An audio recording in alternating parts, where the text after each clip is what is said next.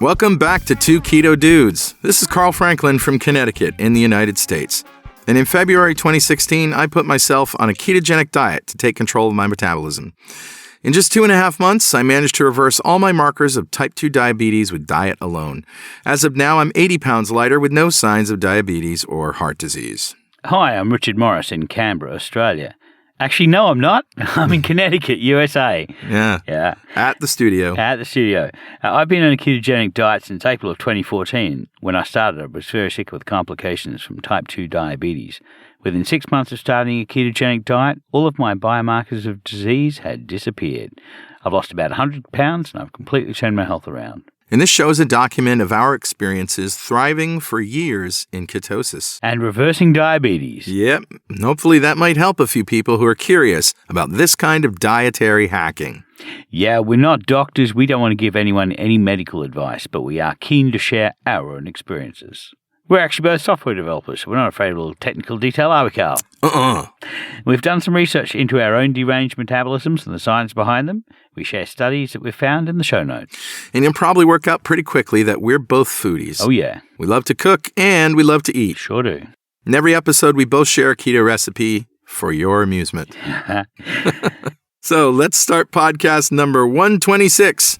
Low-carb chef Andrew Justice. Heard you say you're due for a little.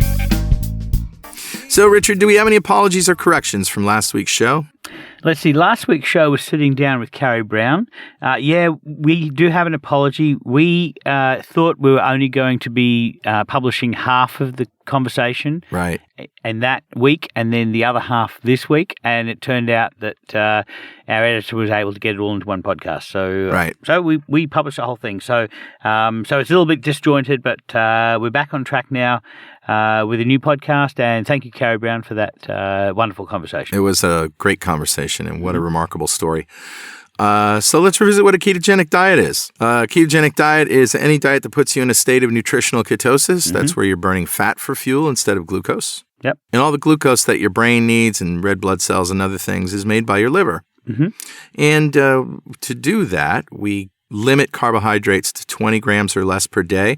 And the types of carbohydrates are important. Complex carbohydrates from green leafy vegetables and nuts and things like that. And then protein is moderate. We did it with 1 to 1.5 grams of protein per kilogram of lean body mass. Yep. That's what you weighed in high school with no fat. And the rest of our energy comes from fat. Fat. So, how was your week, Richard? Tiring. I think we both ought to share our weeks. Yeah. So it was tiring. I arrived in New London, Connecticut last Monday, and my next semester starts tomorrow on Monday. So this is the Sunday of Keto Fest. It's Science That's Sunday. Right. Yeah, we're playing hooky. Right. Everything's going smoothly, Yeah. and we came over to the studio to do the intro and outro for this show. Yeah. So you start uni tomorrow. That's right. And I've got a flight. Well, I'm catching a train, catching planes, catching automobiles. Eventually I'll get home. I'll be about 2 or 3 days late for the next second semester. Plus, we spent the week preparing for Keto Fest in a very real way. So we were up late every night and up early every morning. I have about 2 hours sleep currently on board, so I'm a bit tired. But Keto Fest has been going really well. Oh, my God. We did a live podcast at Keto Fest in front of a live studio audience. Well, it was more of a live gymnasium audience. With a special guest. And, well, there were lots to choose from. So, and that will be coming in the next episode. Mm-hmm. And we did cooking demonstrations. My lamb was a bit of a hit. A great hit. Popular, yeah. It was the most popular cooking demonstration, and it was delicious. Yeah, and so we also had the Science Sunday. We've had all the speakers on. Nina Teichholz. Yeah, we got her. Yeah, she came to our event. She drove up from New York. We had dinner with her last night at RD86. Yeah, it's remarkable. Well, I say dinner. They had already eaten. I sat down and had a drink. That's dinner. A Franklin dinner. Yeah. So it's been a great event. We're tired, as you can probably hear, but we're looking forward to a special announcement we made during the keynote of Science Sunday. Yep. And what's that announcement? Are we going to say that? Yeah. I guess we should. Yeah. All right. Well, I think we've talked about it a little bit on the show, but we didn't formally announce it. Go ahead. Yeah, so we've decided to do another Keto Fest so soon. Normally about this stage in the process of putting on a Keto Fest, we're both like, over my dead body, will we ever do another Keto Fest? Whose idea was this anyway? Whose stupid idea was this? It's so much hard work. But the and we barely break even. So we don't get recompense for it. So anyway, we decided actually to do another Keto Fest. This time in Canberra, Australia. Down under. Keto Fest Down Under. Keto Fest Down Under in my hometown. So so that's going to be fun. Carl's going to be coming out for that. Yep. This is going to be on the Sunday, the 16th of September. Yep. And it's going to be a one-day event. Right. We're going to have, it's going to be very Australian. It's going to be at the National Press Club in Canberra. Right. And it will be a science brekkie. That's breakfast for those who don't speak Australian. Brekkie is breakfast, that's right. And crikey, we're going to have a knees up. So for those of you who aren't Australian, you might need to find an Australian to translate for you the next bit. So anyway, we're going to do science brekkie, and then we're going to have a cooking demonstration for lunch, and we're going to eat the meal that is prepared during the demonstration. We're going to have the kitchen brigade come out. This is a two-hatted restaurant, so this is a haute cuisine. So, we're going to have the kitchen brigade come out and plate the meals in front of everybody. It'll be like a show. And then we're going to be drinking local Canberra wines and local Canberra gin, and we're going to watch a movie. And then we're going to have a special guest star come, and we're going to have a social arvo. Arvo is afternoon? That's exactly right. All right. Add that one to the dictionary. Yeah. So it's going to be a great day, and we're very much looking forward to it. That's awesome. Well, like you said, I've been doing what you've been doing, and just running around like crazy. We spent a couple of days back and forth to Restaurant Depot. A few glitches, but we need to take this moment to thank Louise Reynolds, Andrew Skate, and all of the volunteers that signed up, because they made it happen. And despite the last-minute additions that drove Louise absolutely crazy, so she handled it like a princess and is just awesome. So thank you. She handled it like the queen bitch that she is. Yeah, and Daisy also, and the list of Kim admins and involved. Brenda and everybody who's all of our closest friends and admins, as well as over 60 people volunteered. 64, yeah. Yeah, so we had people, of the people who purchased tickets, 1 in 5, 20% of them chose to be volunteers. Yeah, it's outstanding. Amazing. Yeah, thank you very much, people. Yep. So let's give away some swag, my friend. Yeah, every show we pick a lucky winner at random from the members of the Two Keto Dudes fan club. Yes, and today we're giving away a treasure trove of stuff from vendors we like, all of which you can find at fanclub.2keto.com. So who's our winner this week?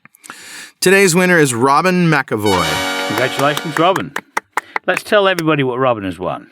Yeah, the first thing we're giving away is a Two Keto Dudes coffee mug with our mugs on it that says, keep calm and keto on. And a signed copy of Lies My Doctor Told Me by Dr. Ken Berry. And a bottle of Stevia Sweet Barbecue Sauce, developed by a barbecue restaurant owner who plans to change the restaurant industry forever. The sauce is full-flavored and has only 1 gram of sugar with 2 carbs per serving. You can get it at steviasweetbbq.com. And a cheese-making kit from Pamela Zorn. And I just want to say, I went to her demo at Keto Fest. Yeah. It was wonderful. Yeah. I highly recommend people try some of her cheese-making kits, because the taste of fresh cheese is out of this world compared to the industrial rubbish that we all eat. Yeah, it really is. And you can check her out at wineandwhey, WHEY.com. That's her company. Yep. And also a 6-ounce cup of beef bone broth concentrate from Birthright Nutrition. Just add water, heat, stir, sip, and enjoy. It makes 42 ounces from this 6-ounce jar. And it's jam-packed with collagen and gelatin and antioxidants, minerals, and all that good stuff. More of that at birthrightnutrition.com. And if you don't want to wait to win some swag, you can buy all sorts of it online at gear.2keto.com. Yep.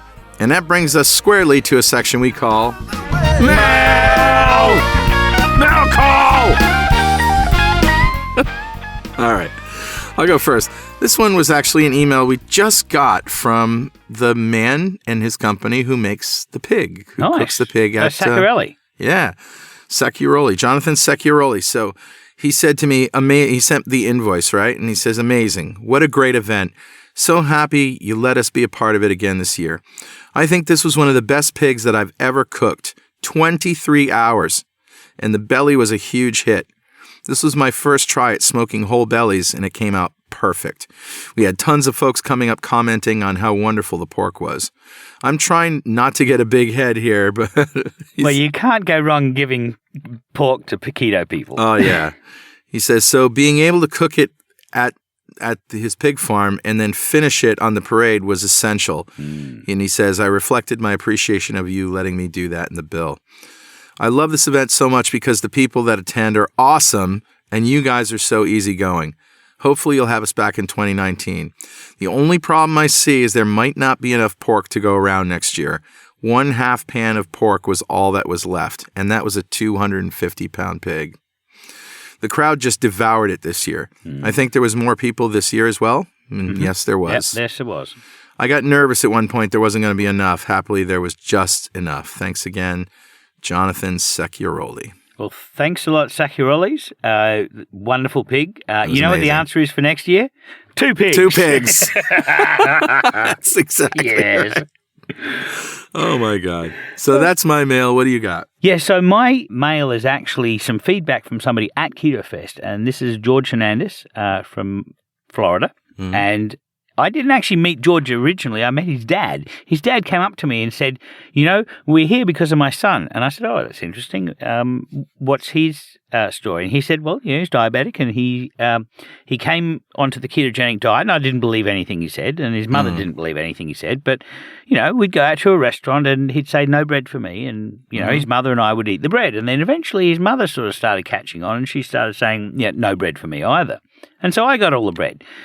And then finally, I just realized I didn't want bread if the others weren't eating it. So I just said, just don't send us any no bread. problem. Yeah. And so what he found, this is George's dad, found that he had been suffering kidney stones, an outbreak of kidney stones every month for the past 3 or 4 years. And as soon as he went keto, the next month, no kidney stones. Yeah. And he has not had a relapse in 18 months. Wow. Now, the fascinating thing here is Dr. Ken Berry says women who've had both kidney stones and multiple pregnancies say that they would rather have another pregnancy than a kidney stone. Wow. And as don't want one. Well, as Dr. Berry says, women aren't easily willing to give that one up. So, you know, right. If it's worse than childbirth, you don't want to go there. That'd be like scorpions crawling all over you for 24 hours. So congratulations, George, and George's dad. Yeah, well congratulations. Done. So that brings us to the interview section of Two Keto Dudes, and this is one you did, right? Yeah, that's right. I did this in London on my way back from Switzerland at the Swiss Re Conference, and I stopped in on a chef in London who is a low-carb chef, Andrew Justice. And he is also he's a past contestant. I think he came second in MasterChef UK Professional. So, you know, and he's worked with all of the great chefs, and he has 3 restaurants. And I'll let him tell his story. Awesome. Okay, I'm here in London with Chef Andrew Justice. And we ran into each other. He's actually a keto chef, and I'll let him tell you a little bit about his background. Chef Justice, how did you get to become keto? Well, I've been in the industry now 22 years, cooking wonderful fine dining food, French cuisine, being the emphasis of everything that I've done. And I had an opportunity to cook for a wonderful gentleman in London, all based around ketogenic. So I had to put together a tasting menu, and I was first time looking at ketogenic. I understood that it was a low carb diet, and understood that it was high quality fats, all the good things, the good butter, the heavy cream, the beef tallow, all the things. So how's that feel as a chef when you're told we'd like you to use these things? Oh, amazing! Yeah, I mean, French cookery. There's a lot of use of butter and heavy creams, and even fat. Anyway, so just to remove the carbohydrate from the plate, or from the sources was my initial, my initial point of call. Was to remove the immediate carbohydrates.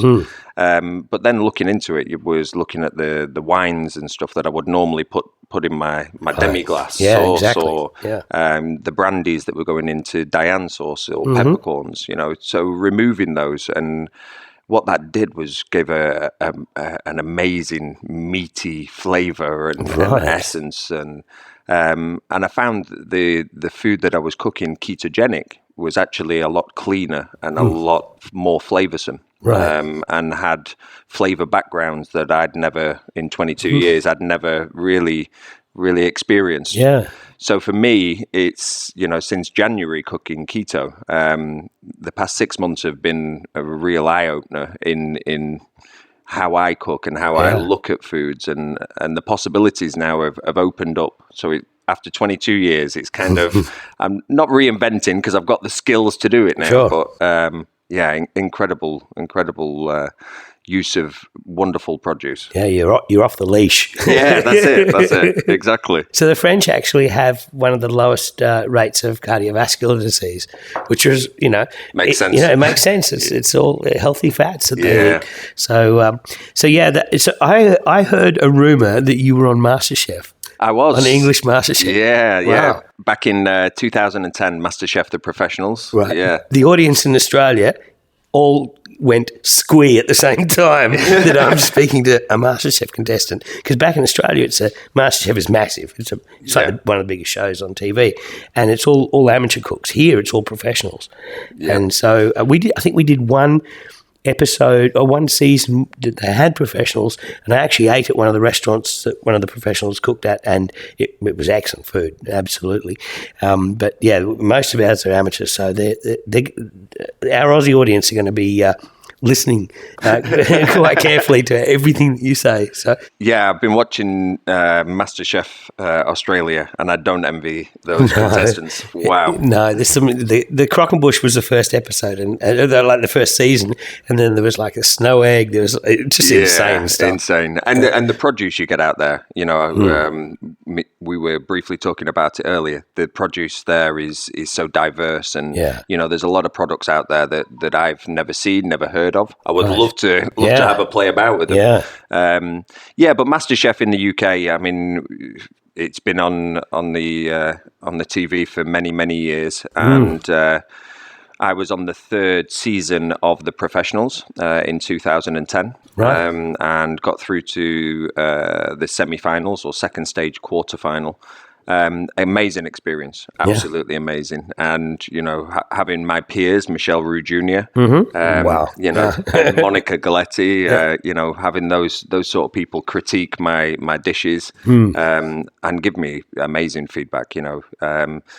That for me was the icing on the cake. Yeah, the wrong phrase. the fat on the mutton. The fat on the mutton. So for a professional, is it just exposure, a MasterChef kind of experience, or is it an opportunity to fine tune what you're doing with the feedback from your peers? A little bit of everything. Yeah, exposure. I mean, it does leapfrog if you do well in the competition. It leapfrogs your career. Like I got the opportunity to come down into London to work at Le Gavroche with Michelle Roux. And, those opportunities don't get handed to you unless you've been working in Michelin restaurants from the age of 15, 16. Right. Which I haven't. I've worked in good establishments, but never really rubbed shoulders. Yeah. So I kind of saw it as an opportunity to see how I sort of fared,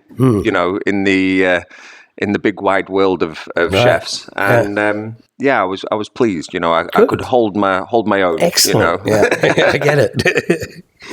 So I assume. I mean, you were an executive chef for several restaurants. You've worked as a personal chef as well. That's right. For the golfer Gary Player, I believe. Yeah, Gary Player and Sir Nick Faldo. Okay. Yes. Yeah, and we've done some weird and wonderful stuff. I've cooked for the Queen, for the Queen's Jubilee, for 2,200 people. Looked after Gary Player on a personal level in rented accommodation in Augusta and South Africa and in the UK.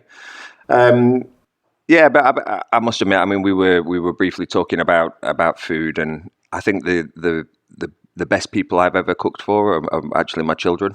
Really? Yeah.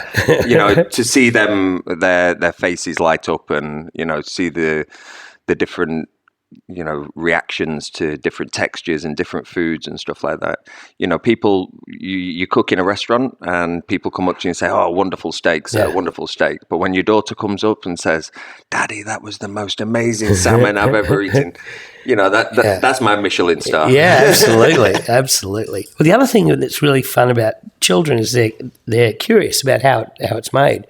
And so for your kids are seeing what Daddy does. Yeah. This is what Daddy does for a living. He turns ingredients into delicious. Yeah. But the other thing is that they then can pick up some of these skills and learn how to break an egg, learn how to make an omelette, all these skills which people like me, it wasn't until my late 40s that I first started really cooking, and I had a rough idea about how to break an egg, but I didn't. I was unreliable at it for the first maybe 6 months until I was regularly able to do it properly. So these are fundamental skills which are really useful to pick up. And one of the games I like playing with my nieces and nephews is when we're at a restaurant and a plate of meal comes to us, is to ask them, okay, how do you think they made that? And to listen to what their understanding of how the food is sort of put together. It's quite fascinating. I'm going to play that myself. Yeah, I just think it's an awesome thing. And then maybe take the kids into the kitchen, make a plate of it, and and show them how to do it. Yeah, I mean, I was very lucky as a child, and that's probably where I've got my love of food from.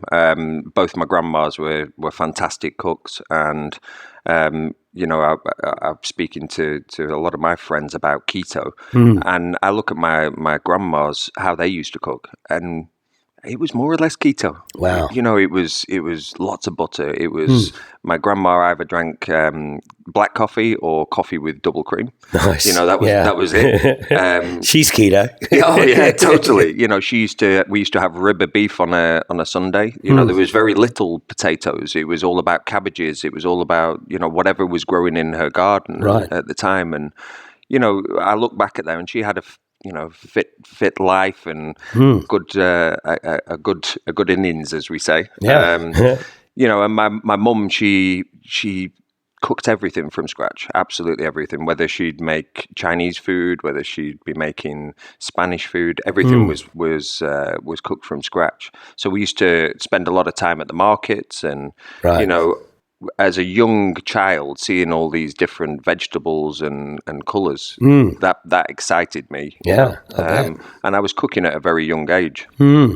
But I think nowadays, the children, they don't get exposed to this. They get exposed to the bigger, more glamorous or unglamorous, as we see it. But if we can show them the fresh produce and show them that it grows like this, we chop it, we cook it, we eat it. The whole process from start to finish. I think that's where we can really change things, and we have to start young.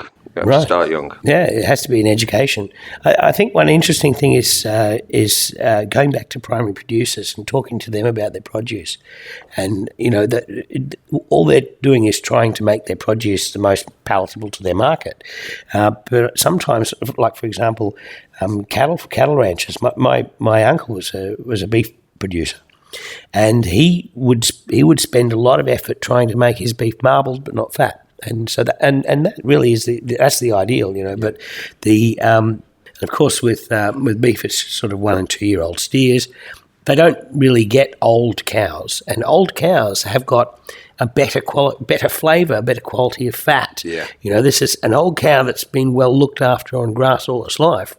Is a wonderful animal, and the meat and the fat on that animal are spectacular. And yet we send them to the glue factory, Yeah, and it's upsetting. I mean, we mature beef, but we slaughter them young and then mature them in a fridge. Right. So let's mature them on the pasture, because that's where they're gaining all the essential fatty acids and the flavour backgrounds.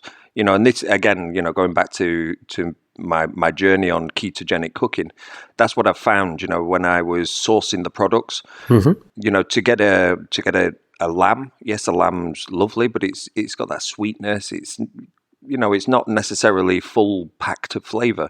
You go to a hogget, you go to a mutton that's had a longer life on the pasture.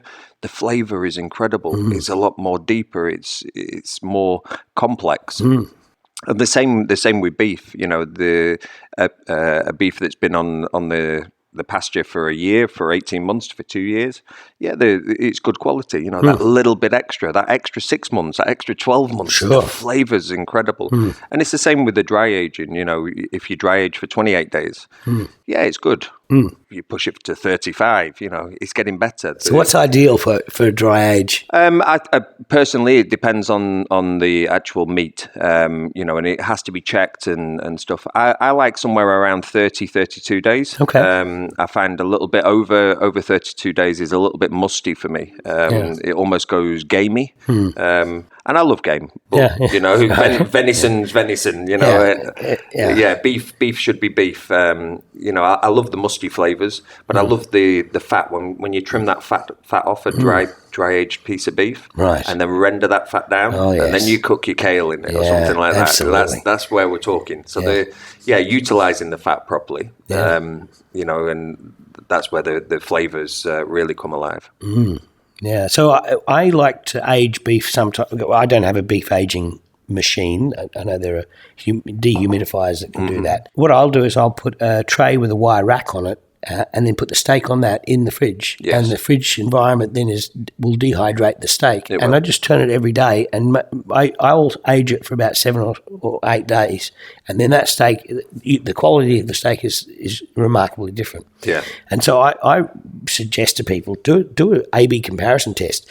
Go and age it one steak and then buy the exact same steak fresh and cook the both of them and give your whole family a test. Which one do you prefer? And I guarantee you, the age one is going to be significantly different. That's it, exactly. I mean, at worst, I would get my meat from the butcher. I would then take it out. I'd let it room up. I'd dry it. I'd pat it dry with a J cloth or a disposable cloth to remove as much of that moisture from the meat. So if you don't have 6 or 7 days, you want to eat that steak and you want to eat it now. Yep. Really, really dry it. Season the beef as well, which will also draw a little bit of that moisture out. And when you're drawing moisture out, it's actually maximising on the flavour because you're removing some of the water content. So then the flavours that are left in the beef have been maximised. But yeah, I mean, dry aging in the fridge, it's nice, quick. It's a simple home remedy that you can do, to improve the beef quality. But we need to be looking at the source, like we originally said, and finding a good butcher, a good farmer that produces good meat and looks after the welfare of the animal. That's where it's key. Yeah. What we would do with it as chefs is only half of the battle. If the food has been produced badly, there's no point in us even cooking it. Right. So that's something that I'm really looking at now is the sourcing of all the products that we want to be using in ketogenic to maximize on all the minerals and the vitamins and everything, and also the welfare of the animal. Absolutely. I mean, without a doubt. We were just in Zurich the other day, and I went to a steakhouse with a bunch of famous keto people, Gary Taubes, Zoe Harcom, Eric Westman, and we had on the recipe there old cow. Now, this was actually 13-year-old milk cows that have lived on grass all their life and have fed their veal, fed the veal all their life and also made milk for cheese, Swiss cheese. At the end of their life, they're slaughtered, and the quality of the meat, I don't think I've ever tasted such interesting beefiness. It was probably the beefiness was just amped up a notch. Yeah. Now, they weren't tender because these are old cows, and the meat had sort of like a fight back against the tooth. It didn't give like the Kobe. We had a Kobe steak, and that just gave to the tooth. That was just fell apart. But this meat was delicious, and I really want to start trying to get access to older beef, because older beef that's been grass pastured for 10 or so years is, as I can now say, having tried this food, is delicious. Yeah, I'd love to try the beef myself. I mean, I've heard that there are some farms now that are using the dairy cows and putting them, selling them for meat, but it's not a mass market, unfortunately, and it's not coming to. You have to source these products. You have to really seek them out and drive for many, many miles. Yes. Which is, kind of the shame. What I found, sourcing the products. We don't want to go to a supermarket, but I would like to go to my local butcher and get some good quality meat, which I can. But if I want that next level, you have to drive. You have to go to the farm. You have to speak to the farmers. You have to. You can't take the trust from what the butcher's saying. Right. The butcher is a man who gets a carcass. He chops that carcass up and puts it in the window for you to sell. And his value add is often trimming all the fat off. So Precisely. And his value is selling the leaner cuts.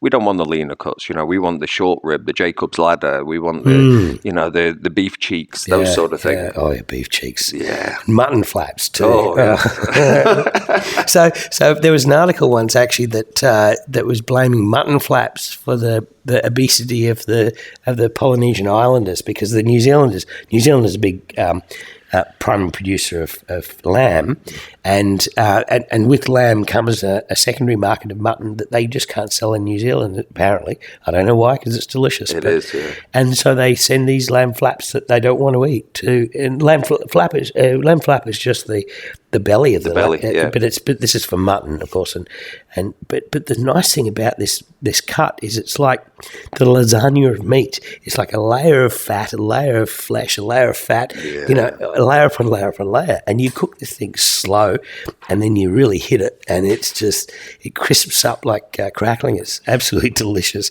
So this article blamed these mutton flaps for the obesity crisis in the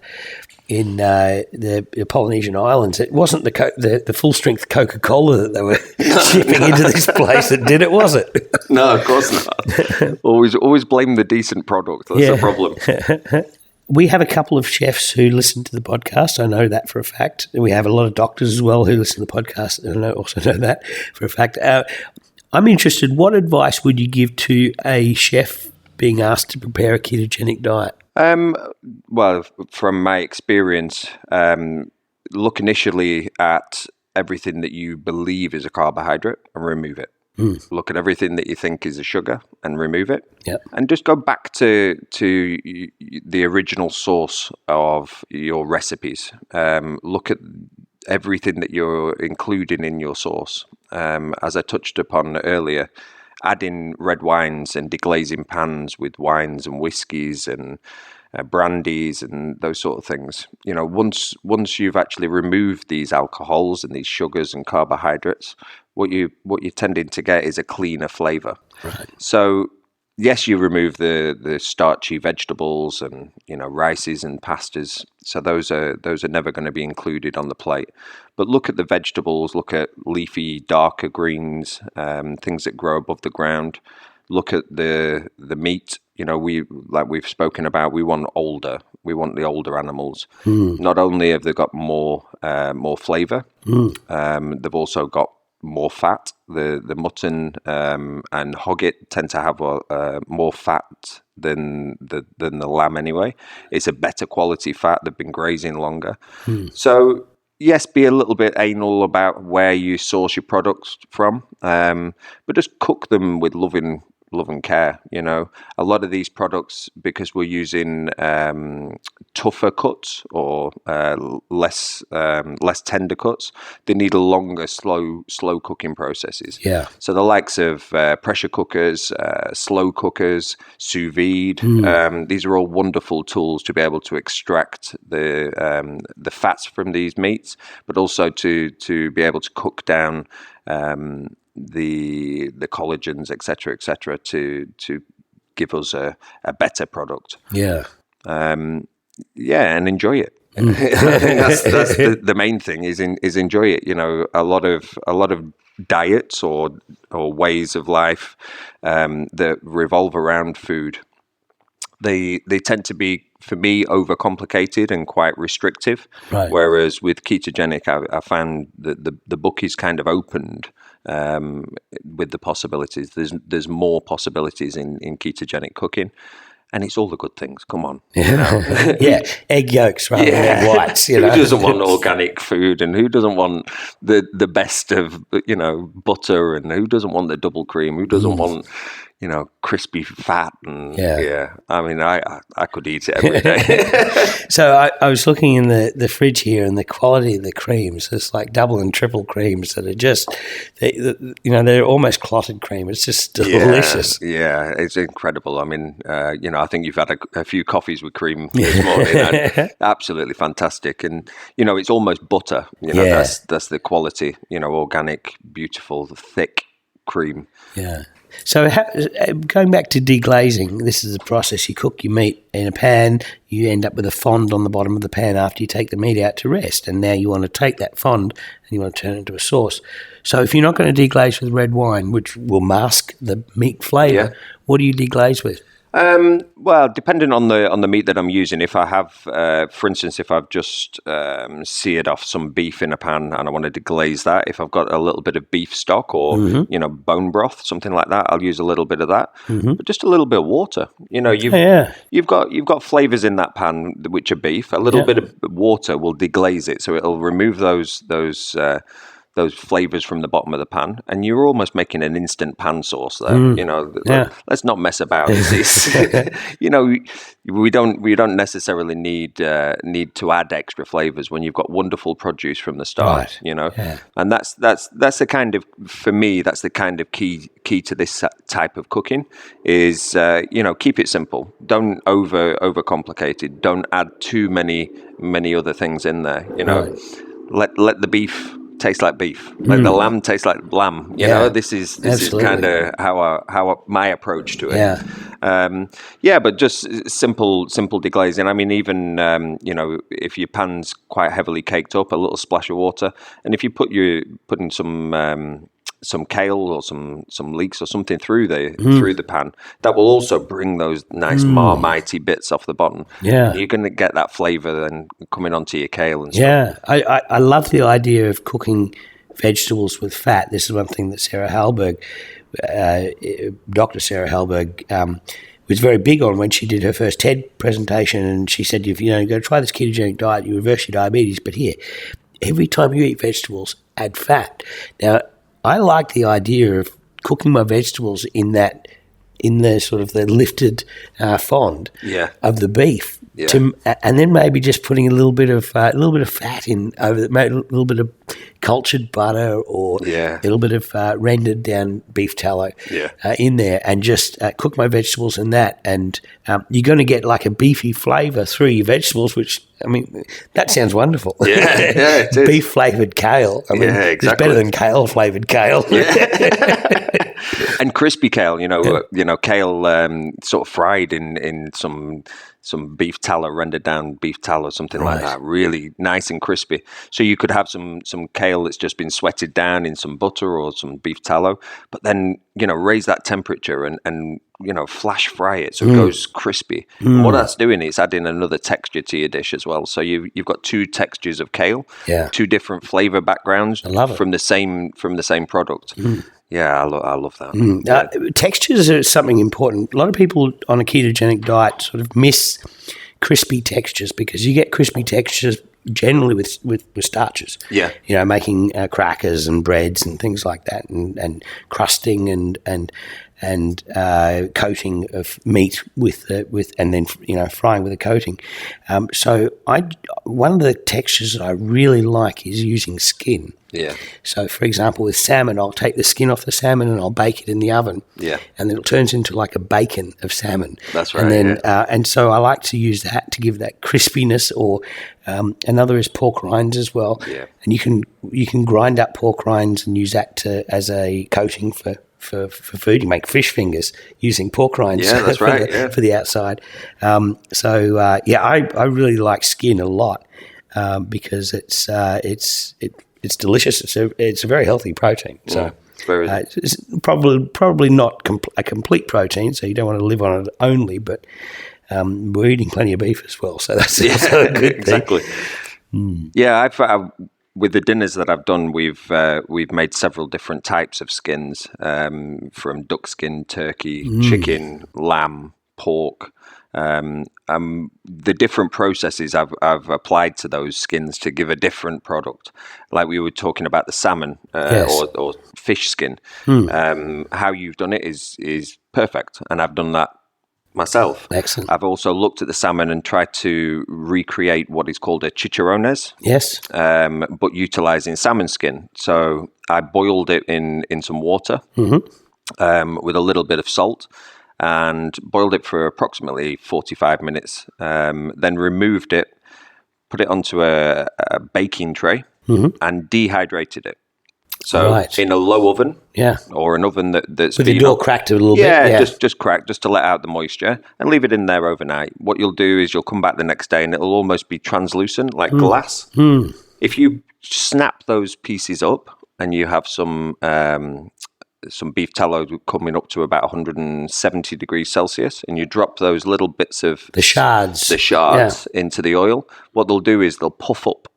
So almost the consistency of a prawn cracker. Nice. Something like that. So they puff up and give a different texture. So your salmon bacon is nice and really crackly and puffy. Yeah, this is a puffy version. Still got the good texture to it, but again, a different texture.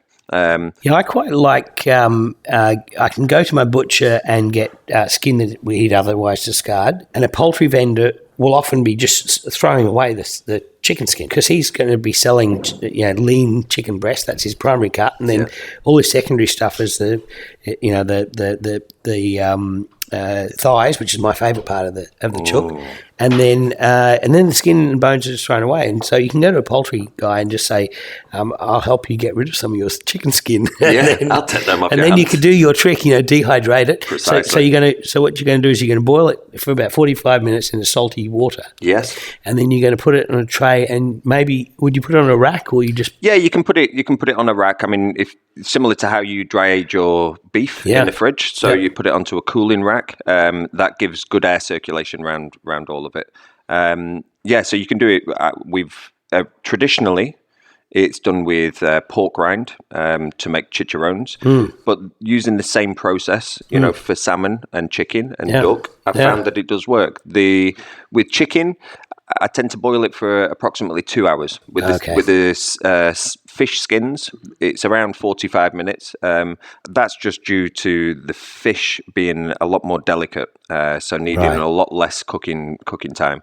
Something like pork rind, I would cook for in the boiling water for nearly 3 hours at a low, slow simmer.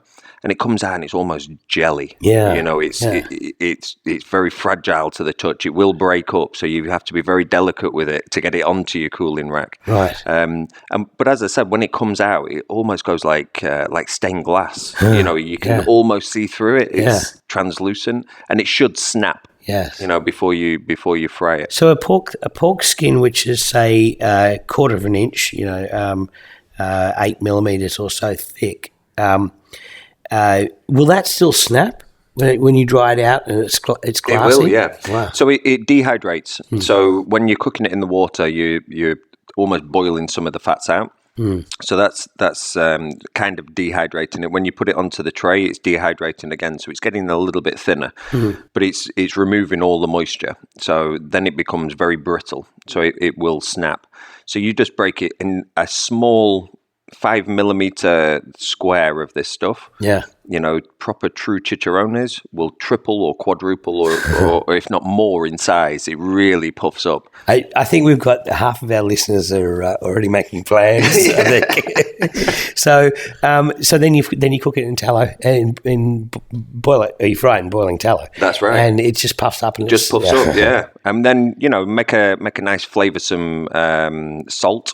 So use some Himalayan salt, some fresh herbs, blend them up in a blender. Yeah. As soon as it comes out that fryer, season it up. While it's still warm, it'll go cold. It'll be wonderful. Yeah. And it's a nice little snack for you if you wanted it. Absolutely. I know a butcher who sells his pork belly without the skin on, and I think I'm going to suggest to him a way he can get rid of that skin that he thinks is not useful. Yeah, definitely. Well, a wonderful way with pork rind is actually salting the skin and then rolling it up really tight and tying it so you've got a long tube, like a spiral tube, and then actually freezing that down. And then if you've got a meat slicer, yes, you slice that while it's frozen, and you end up with a spiral, almost a roulade. And you deep fry that.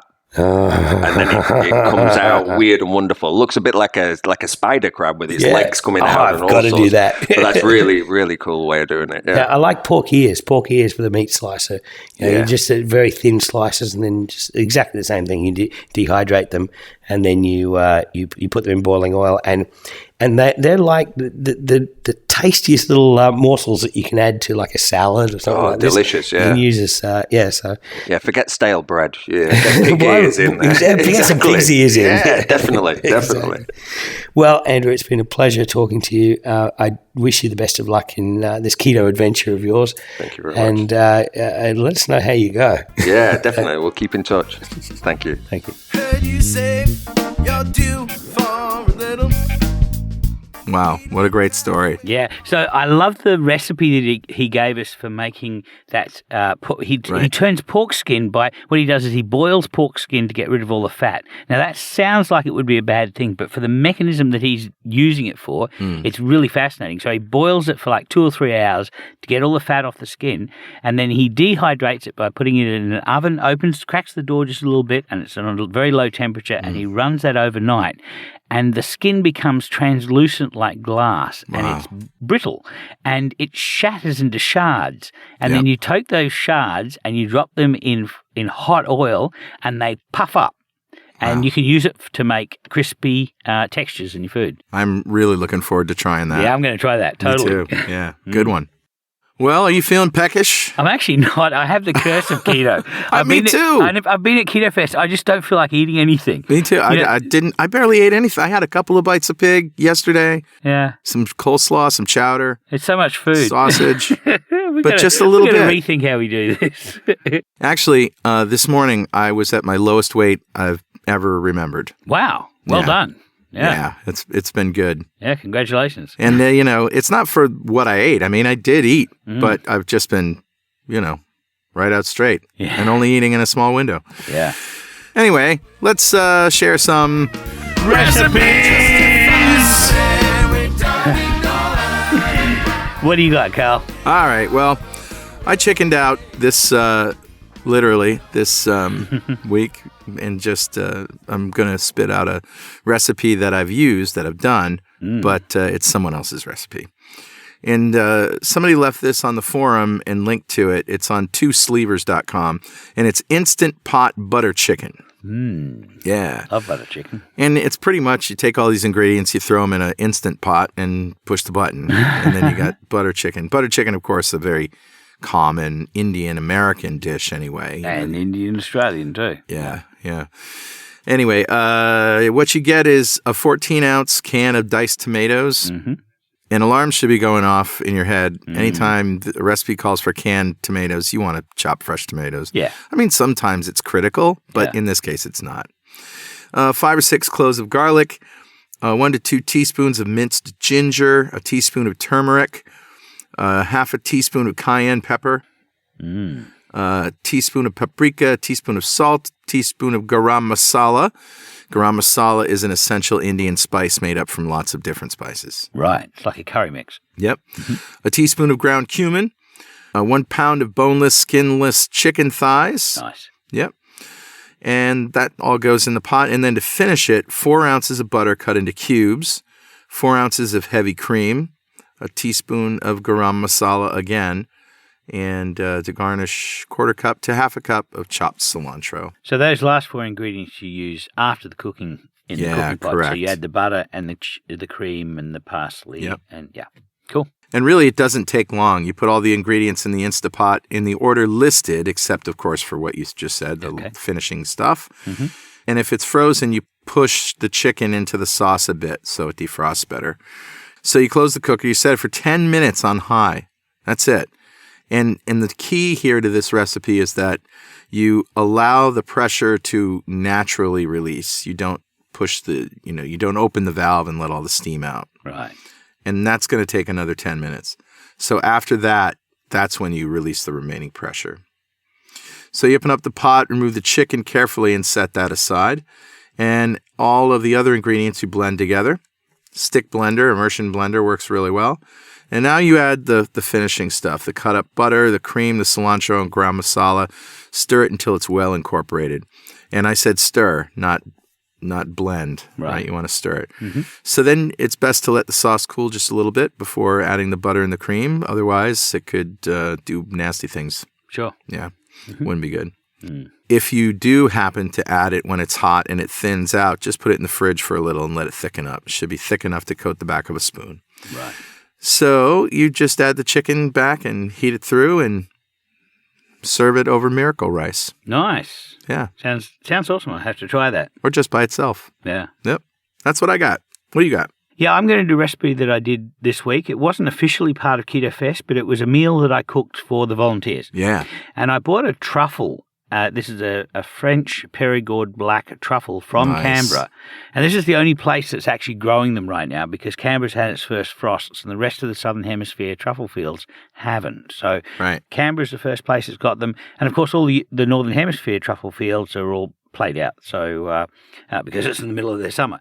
So anyway, the only place you can get these, unfortunately, right now is Canberra, but I'm sure that you can find truffles eventually wherever you are.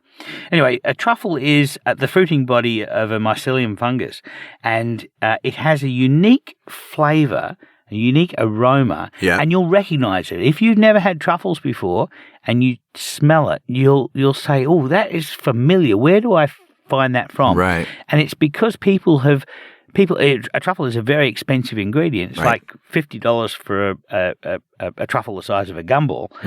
But it's a delicious umami sort of flavor. Oh yeah. And so anyway, the way that I do this this ice cream is that I start off with 6 eggs. I start off 2 days beforehand, and I put the truffle in a container with the 6 eggs, and I put them in the fridge, and I leave it there for 2 days. You actually did truffled eggs as a recipe once. Right. Yeah, okay, that's what you do. And that's all you do. So the odor or the essence of the truffle escapes the truffle fruiting body, and it goes into the eggshell, through the egg white, and into the egg yolk, because it's actually an essence that's being held by the fats.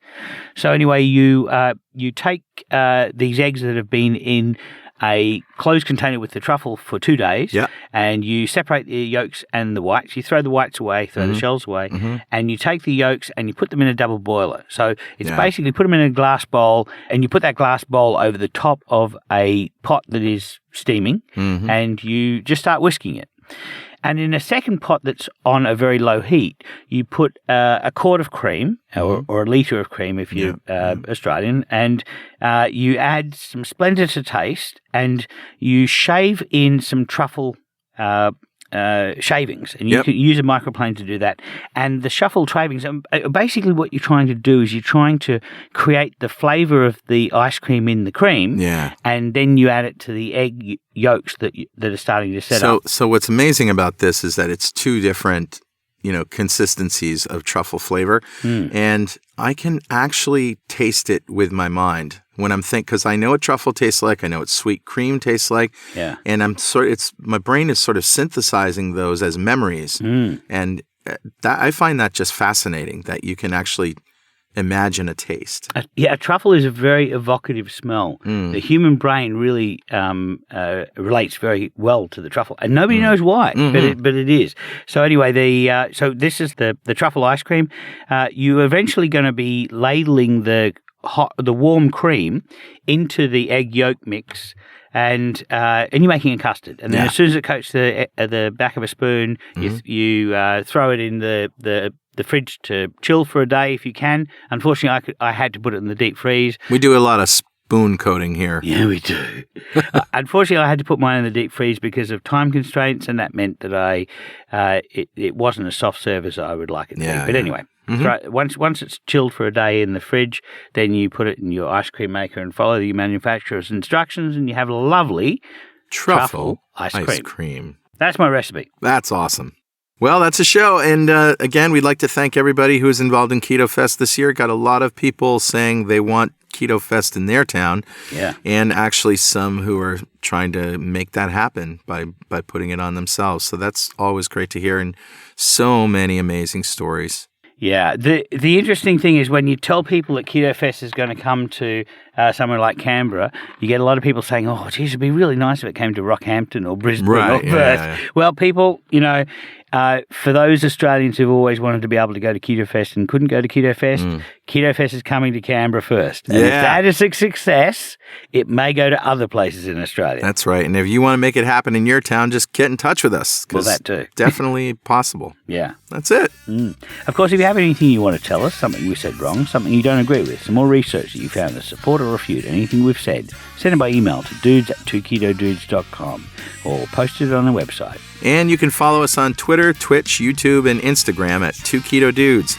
Make sure to use the hashtag 2KetoDudes. And of course, if you want to join the free ketogenic forum, it's forum.2keto.com, and you can have a look around the ketogenic forum without needing to create an account by starting with success.2keto.com. Absolutely. And if useless swag is your fancy t-shirts, coffee mugs, and all that other junk with witty keto sayings on it, head over to gear.2keto.com. And if you want a shot at getting some of that swag for free, join the 2 Keto Dudes fan club. You'll be eligible to win something in every show. Go to fanclub.2keto.com. And if you feel like supporting our forums and all the podcasts we produce, think about making a monthly pledge on our Patreon page at patreon.2keto.com. You can also see all of our podcasts and other videos on YouTube at youtube.2keto.com. And if you haven't already, go leave a review on Apple Podcasts. That's how new people get to know about what we do. 2 Keto Dudes is brought to you by 2 Keto LLC, who strives to support the low-carb community with podcasts and other publications. And we also like to say, Richard, keep calm, keto on, and fast when you can. Yeah, Carl, keep calm, keto on, and Keto Fest over my dead body. No, more Keto Fest! Keto Fest in September in Canberra, Australia. What are we doing? Great. We'll see you next week on 2 Keto Dudes.